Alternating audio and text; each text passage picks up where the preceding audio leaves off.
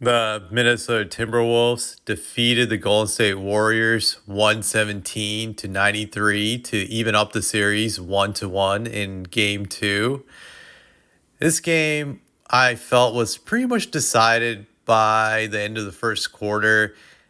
You knew Minnesota was going to win this game, even though that their lead wasn't too big, but it was big enough where you just could see if Minnesota didn't fuck around in this game that they were going to win it. They were up 29-15 after the first quarter, and the Warriors were just struggling without Stephen Curry. They could not get easy buckets. It was hard for them to hit their shots. They shot poorly in this game from 3-point range. They shot 9 of 32, which is only 28% from the field.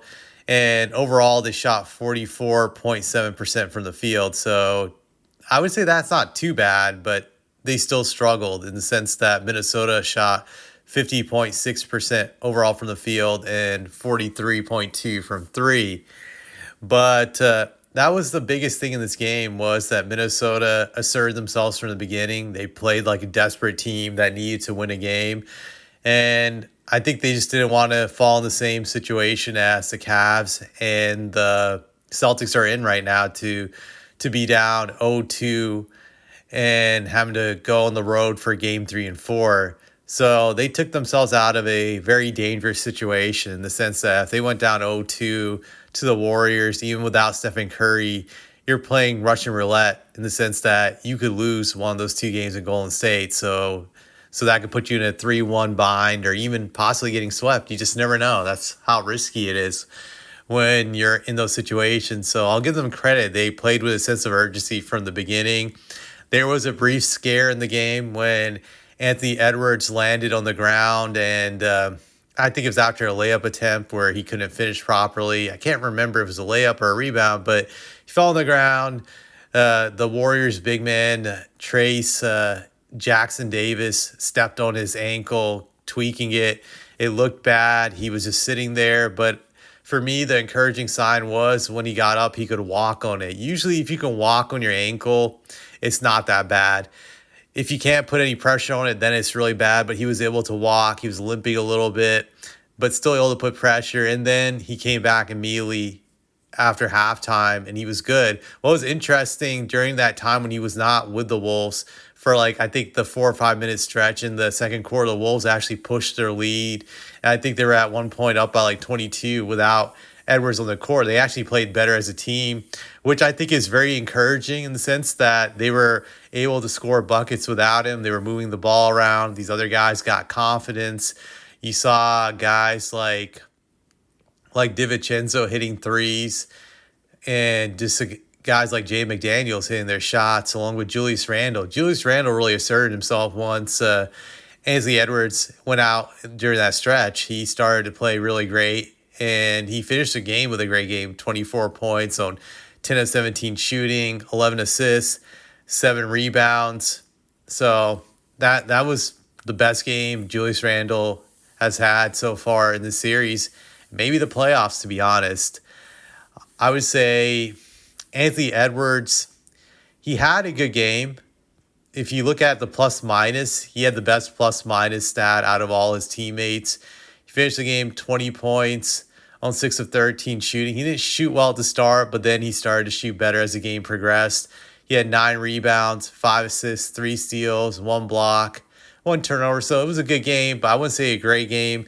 I've felt that Anthony Edwards hasn't been great since game 4 of the Lakers series, where he dropped 40-some points on LeBron and company.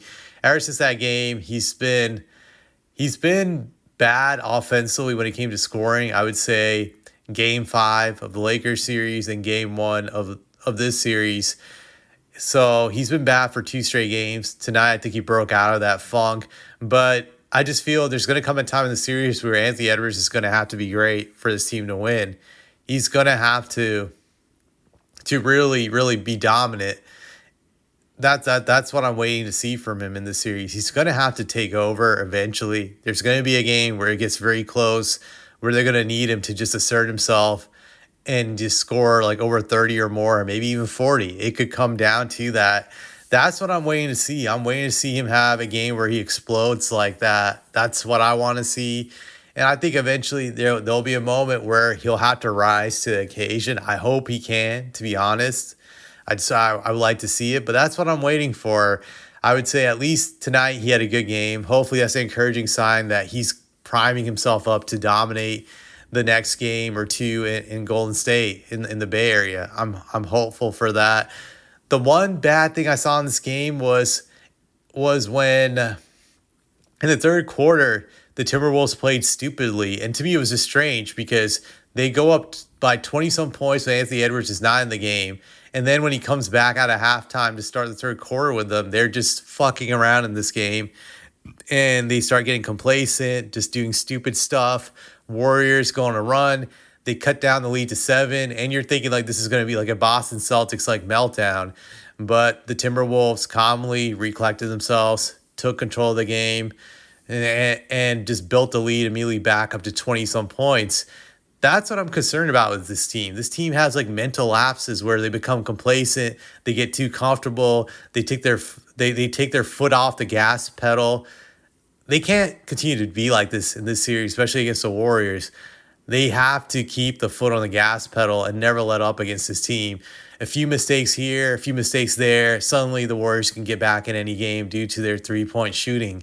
You don't want to do that, especially right now with Stephen Curry not being there. You gotta be smart against the Warriors. No complacency. You can't have these mental lapses where you get too comfortable. You always have to be playing with a sense of urgency and not getting too relaxed out there, just assuming that you have it in the bag. I think that's the one thing that could hurt them in the Bay Area. So they got to be very careful with that. I am still concerned that they won't win 2 of the games in the Bay Area. I think they need to win both game 3 and 4. I have a bad feeling they're going to split. I hope they prove me wrong. I really do. And on a side note, I just want to address Draymond Green. If you watch my channel, I do not like him. I think he's a disgraceful human being, a nasty person, vile inside and out. But I have to say, man, it's very obvious that these refs are protecting him and that Silver has sent the memo to them not to eject him out of these games. Like, there was just one dirty play where he just threw a dirty elbow in Naz Reid's face, knocking him out on the ground. Naz Reid obviously in pain for a few minutes.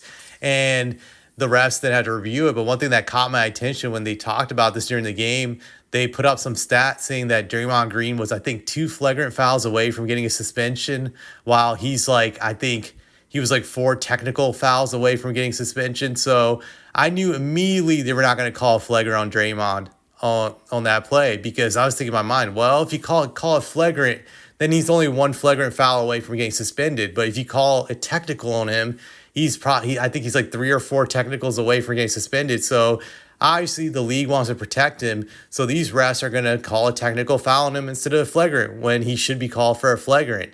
And lo and behold, they called the technical. I just laughed when they did it because I knew that was going to go down. But I think just with that decision, it's very, very obvious the league is protecting this guy.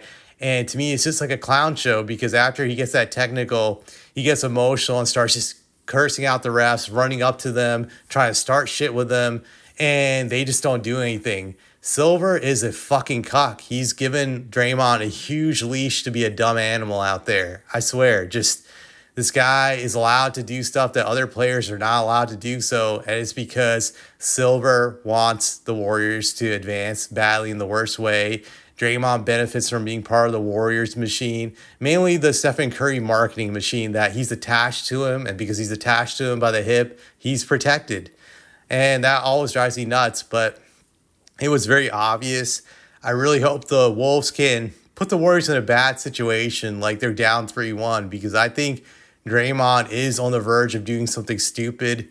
I would say on a level of Andrew Bynum level stupid. For those of you who don't know, Andrew Bynum, back in 2011, when the Lakers were about to get swept by the Mavericks in Game 4, just laid out JJ Barea out of frustration, just knocked the shit out of him. It was a dirty play that got him like a 5-game suspension, I believe. It was 5 or 6 game suspension. But I think Draymond will have this type of moment if the Wolves are on the verge of embarrassing the Warriors in the series. Heck, in any series, I think Draymond's liable to do this because this guy cannot accept losing. He's a crazy, crazy man child, I would say. He's like a 10 or 11-year-old trapped inside of like a 35-year-old man's body. So I expect him to throw his temper tantrums. I expect him to lose his damn mind if he's in a position to lose, because in his mind, he can't. I think he doesn't believe he's going to lose, to be honest. I think he just thinks in his head that the Warriors are a shoo-in to win it all. So anything that goes against that belief will result in him going crazy. So I just had to throw that out there. But we're going to see what the Wolves can do these next 2 games. I hope they can win the next 2 games, but we'll see. That's all I have to say.